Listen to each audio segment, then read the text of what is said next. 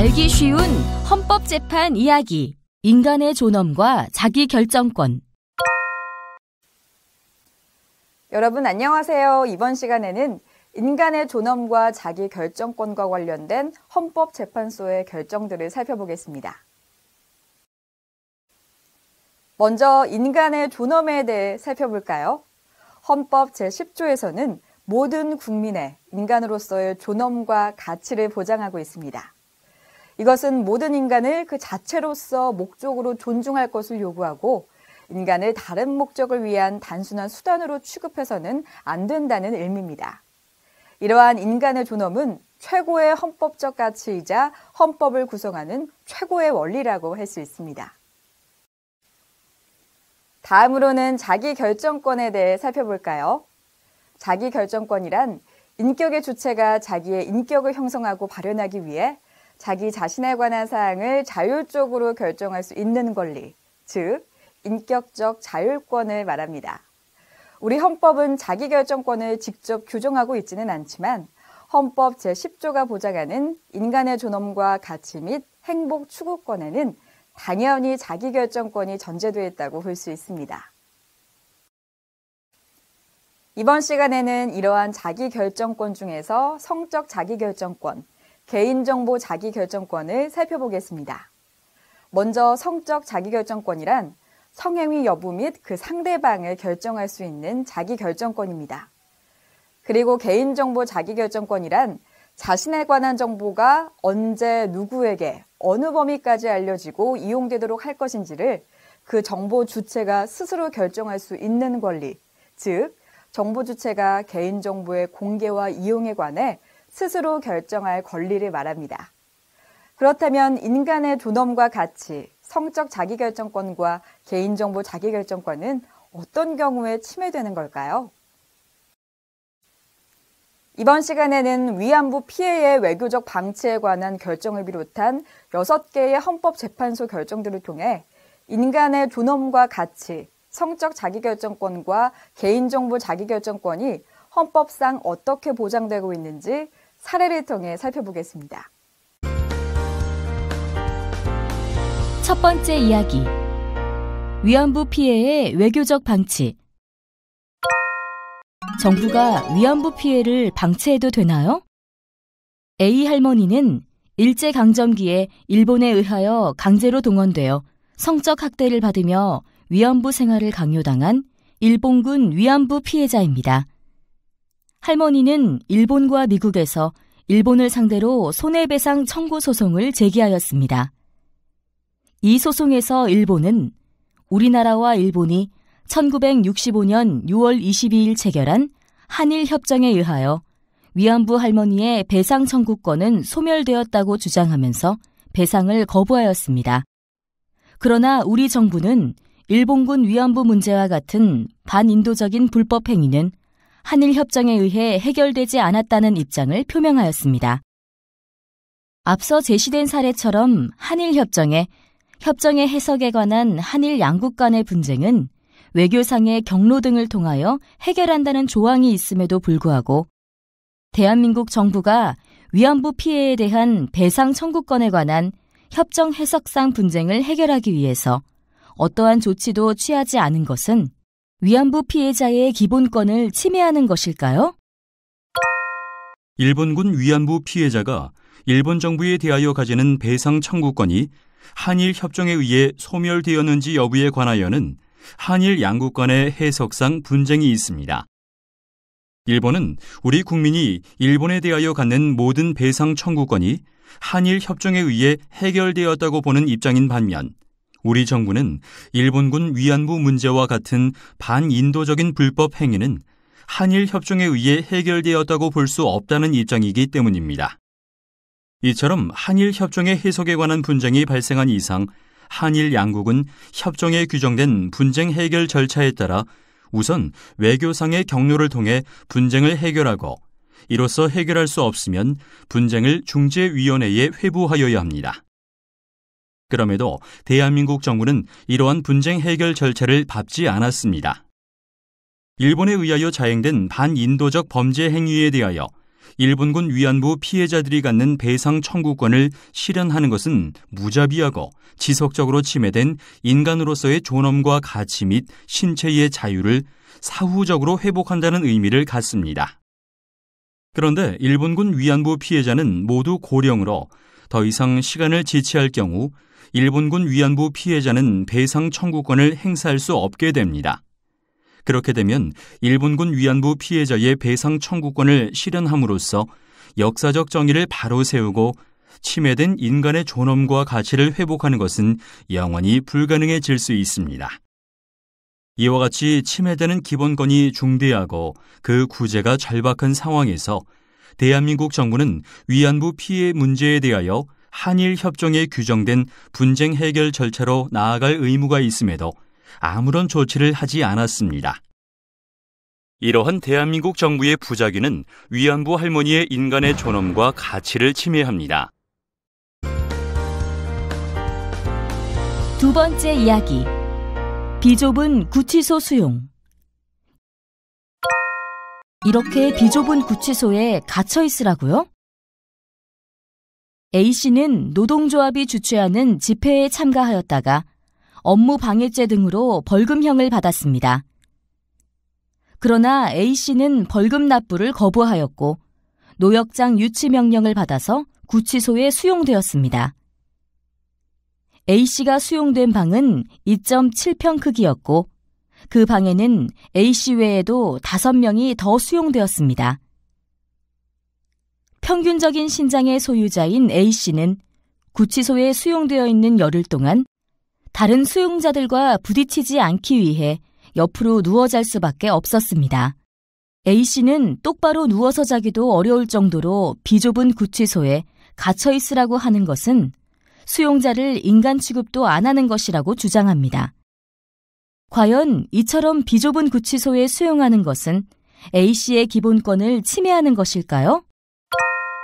헌법 제10조에서 규정한 인간의 존엄과 가치는 국가가 형벌권을 행사함에 있어 사람을 국가 행위의 단순한 객체로 취급하거나 비인간적이고 잔혹한 형벌을 부과하는 것을 금지합니다. 또한 형벌을 집행할 때 인간 생존의 기본 조건이 박탈된 시설에 사람을 수용하는 것도 금지합니다. 따라서 만약 교정시설의 1인당 수용 면적이 수용자의 인간으로서의 기본 욕구에 따른 생활조차 어렵게 할 만큼 지나치게 협소하다면 그 자체로 국가 형벌권 행사의 한계를 넘어 수용자의 인간의 존엄과 가치를 침해하게 됩니다. 이 사건의 경우 성인 남성인 A씨가 수용된 방에서 한 사람이 실제로 사용 가능한 면적은 1.06제곱미터였습니다. 이 정도 면적은 평균 신장의 성인 남성이 팔다리를 마음껏 뻗기 어렵고 다른 수용자들과 부딪히지 않으려면 옆으로 누워 칼잠을 자야 할 정도로 매우 협소한 것입니다. A씨가 비교적 단기간 구치소에 수용되어 있었다고 하더라도 구치소 생활 중 신체적, 정신적 건강의 악화를 비롯해 인격체로서의 기본 활동에 필요한 조건을 박탈당하는 등 극심한 고통을 경험하였을 가능성이 큽니다. 따라서 인간으로서의 최소한의 품위를 유지할 수 없을 정도로 비좁은 공간에 A씨를 수용한 것은 A씨의 인간의 존엄과 가치를 침해합니다. 여기서 잠깐!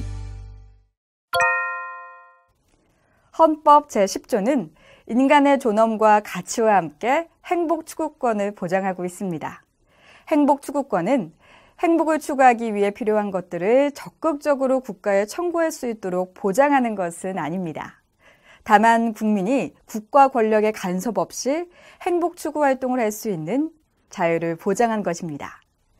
행복 추구권은 포괄적인 성격의 자유권으로서 헌법재판소는 행복 추구권으로부터 다양한 기본권을 도출해 보장하고 있습니다.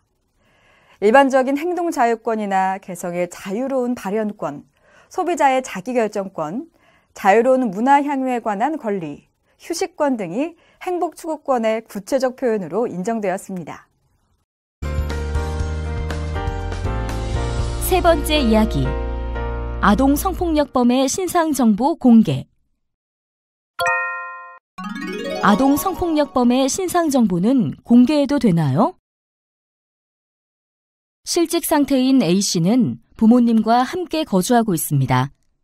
A씨는 어느 날 동네에 사는 13세 미만의 미성년자와 성관계를 맺게 되었는데 우리 형법은 미성년자를 특별히 보호하기 위해 13세 미만의 미성년자와 성관계를 맺는 경우 사전 동의를 얻었거나 속임수 또는 폭력을 사용하지 않았더라도 형사처벌을 할 수 있도록 미성년자 의제강간죄를 규정하고 있습니다.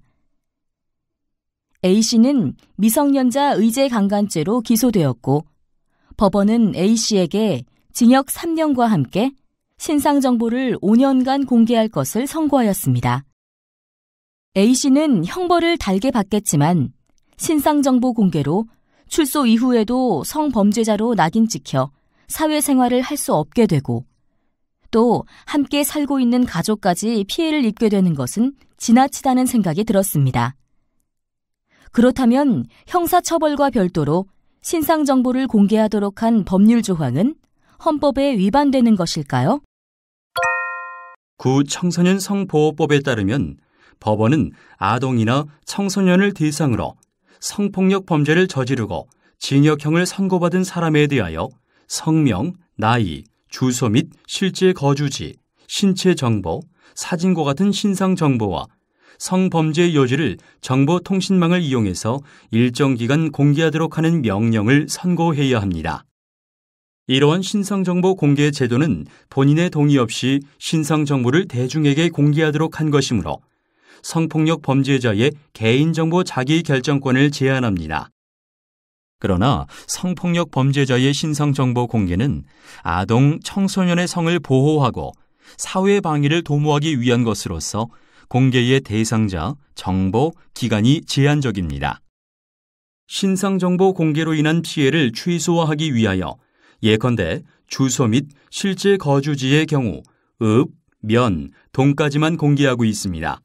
또한 법관이 특별한 사정을 고려하여 공개 여부를 결정하도록 하고 있고 업무상 취득한 신상정보를 누설한 사람을 처벌하고 있습니다.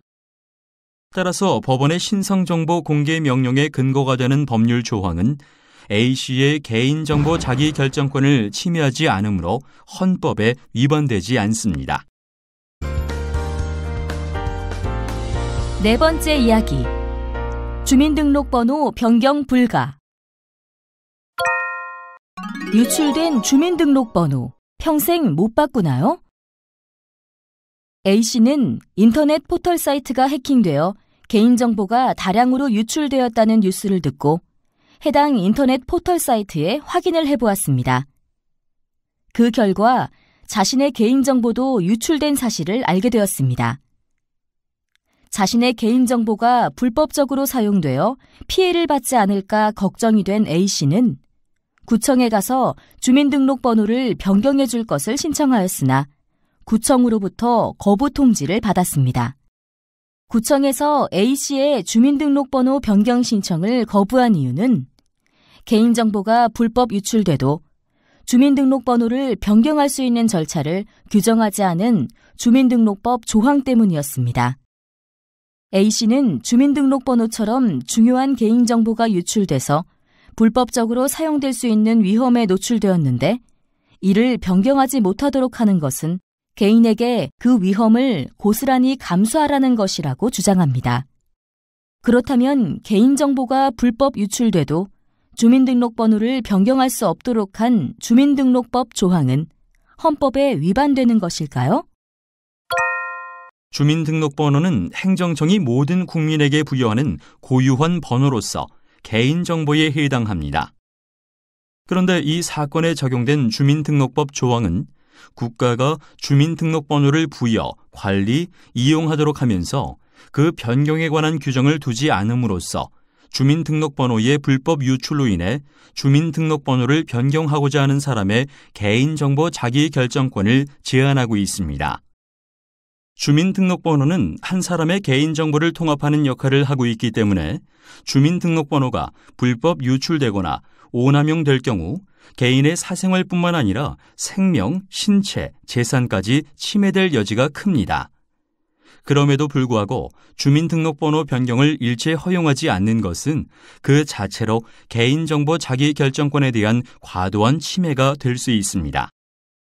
비록 국가가 개인정보보호법 등으로 정보 보호를 위한 조치를 취하고 있더라도 이미 유출되어 발생한 피해는 해결하지 못하므로 국민의 개인정보를 충분히 보호하고 있다고 보기 어렵습니다. 또한 주민등록번호 변경을 허용하더라도 주민등록번호 변경 절차를 악용하려는 시도는 객관성과 공정성 있는 심사를 통해서 차단할 수 있습니다. 이와 같이 하면 주민등록 변경을 허용해도 사회적으로 큰 혼란을 불러일으키지 않을 것입니다. 따라서 주민등록번호의 변경에 관한 규정을 두고 있지 않은 주민등록법 조항은 개인정보 자기결정권을 침해하여 헌법에 위반됩니다. 5번째 이야기. 형제 자매의 증명서 발급. 형제 자매, 내 동의 없이도 증명서를 뗄 수 있나요? A씨에게는 아버지가 다른 형제인 B씨가 있습니다. A씨는 어머니가 돌아가신 후 평소 왕래가 없었던 B씨와 만나서 유산 상속 문제를 논의하게 되었는데 B씨가 자신의 가족관계와 가족의 주민등록번호까지 모두 알고 있다는 사실에 놀랐습니다. B씨는 A씨 모르게 A씨의 가족관계 증명서와 혼인관계 증명서를 관청에서 발급받아서 보았던 것인데요. 형제 자매는 본인의 동의 없이도 본인의 증명서를 발급받을 수 있도록 한 법률 조항 때문에 B씨는 A씨의 동의 없이 증명서를 발급받을 수 있었던 것입니다.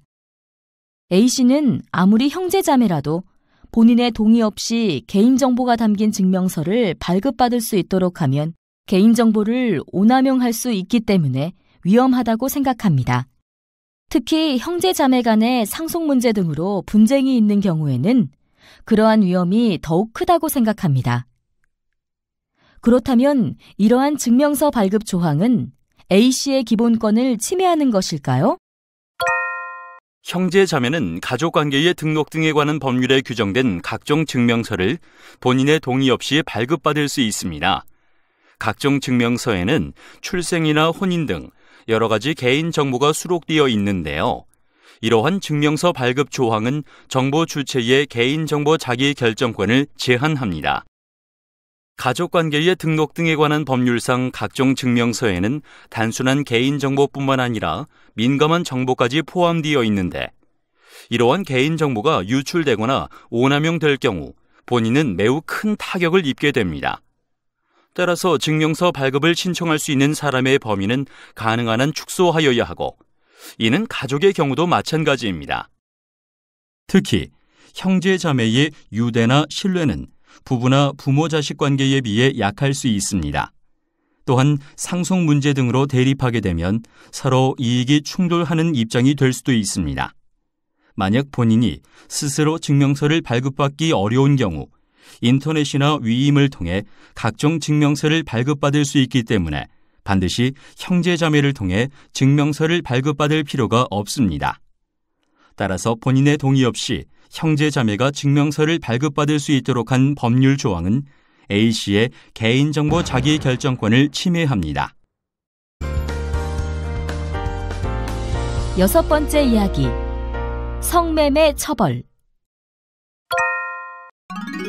성을 사고 파는 사람은 모두 처벌받나요? A씨는 성매매로 생계를 유지하는 여성입니다. 경찰의 성매매 단속에 걸린 A씨는 돈을 받고 성매매 행위를 했다는 범죄 사실로 기소되어 형사재판을 받게 되었습니다. 재판 과정에서 A씨는 자발적인 성매매는 타인에게 피해를 주는 것도 아닌데 처벌하는 것은 부당하다고 생각했습니다. 또한 처벌을 한다고 해도 성매매를 통해서 착취되는 것은 여성이기 때문에 남성만 처벌하고 여성은 처벌하면 안 된다고 생각했습니다. 그렇다면 A씨에게 적용된 성매매 처벌 조항은 헌법에 위반되는 것일까요?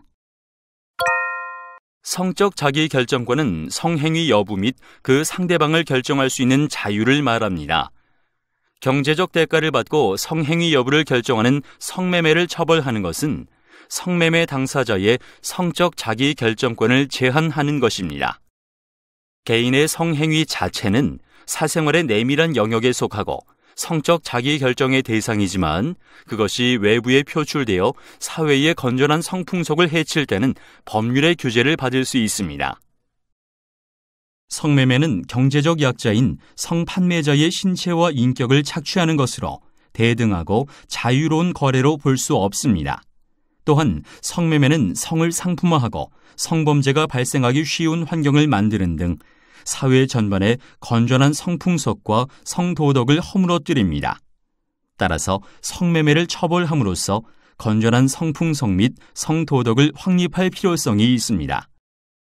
한편 성매매를 근절하기 위해서는 성구매자뿐만 아니라 성판매자도 형사처벌할 필요가 있고 이것을 과도한 형벌권의 행사로 볼 수 없습니다. 또한 성판매자를 형사처벌할 때 성매매 여성의 기본적 생활 보장과 인권 침해에 관한 문제가 발생할 수 있습니다. 그러나 이 문제는 성을 판매하지 않고도 얼마든지 살아갈 수 있도록 국가와 사회가 보다 많은 투자를 하고 우리 사회의 문화적 구조와 의식을 변화시킴으로써 해결해야 합니다. 성매매 처벌 조항은 성매매 당사자의 성적 자기 결정권을 침해하지 않아 헌법에 위반되지 않습니다. 마무리하기. 인간의 존엄은 최고의 헌법적 가치이자 헌법의 구성 원리입니다. 인간을 그 자체로 목적으로 여기지 않고 다른 목적을 위한 단순한 수단으로 취급하는 국가의 행위는 인간의 존엄을 침해합니다. 또한 성적 자기결정권과 개인정보 자기결정권은 인격적 자율권으로서 헌법상 보장되는 기본권입니다. 이러한 자기결정권은 공공복리 등 공익을 위해서 제한될 수도 있습니다. 그러나 이러한 제한에는 헌법상 한계가 있다는 점 기억해 주시기 바랍니다.